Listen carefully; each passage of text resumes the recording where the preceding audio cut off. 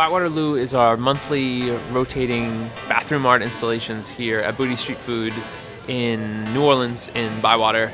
And it's all about finding unexpected treasures in unexpected places like the bathrooms. The inspiration for my bathroom was just doing something really whimsical and fun. Like I do a lot of more political and serious work when I'm doing like gallery shows, and then in my day job at anthropology, I do a lot of, directed like merchandising and display work, and so I just wanted to do something off the wall and fun for myself, and what's more fun than a unicorn? I was really excited about the challenge of having a limited space because that really pushes you to kind of fill the space without being too overpowering, and there's this really fine line and balance that I wanted to strike by doing that. And so it also required a lot of prep time because there was one night to install, and having those limitations really helped me brainstorm about what I was able to do. And no, I really love responding to a space and to a challenge. Like, it's harder for me to work in a vacuum. If I'm given some constraints and parameters and something to work against, then it's a lot easier to find my own way to do that. Frederick and Thalia, it's just a story that I made up about them to have on the wall. I loved when I was a kid going to art installations, into museums, into Disney World. I grew up in California, so Disneyland there.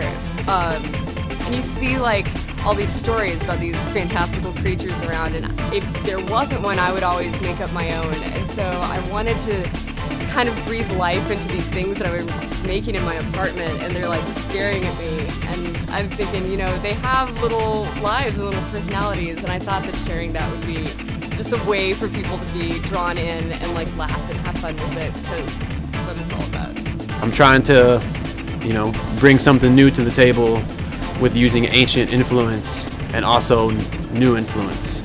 So that's who I am. That's what I do. That's how I do it. People ask me, oh, you're an artist.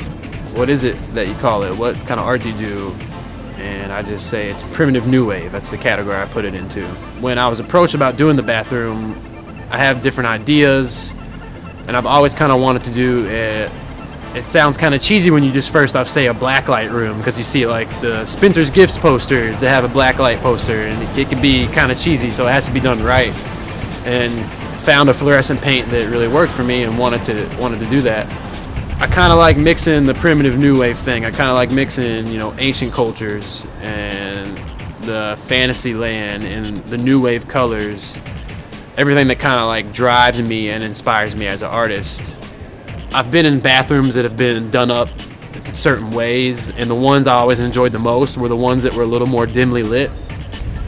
I'm sure not all people like dimly lit bathrooms, but when you go to a restaurant, you already think of it, oh, it's a restaurant bathroom.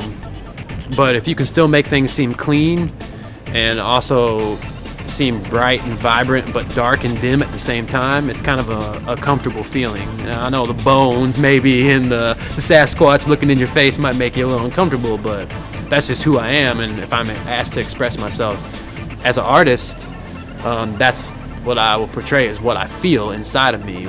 It's like a extension of yourself, but I wanted to put something real out there that was from my heart and from myself. And if you've ever seen a tribe that's dancing around a fire and they're wearing war paint, they look like they're glowing, and it looks like that it's a natural black light, that the moon's a natural black light. And I knew in a small condensed space I could probably get that black light to make things shine, and the light would actually come from the images more or less than the black light itself.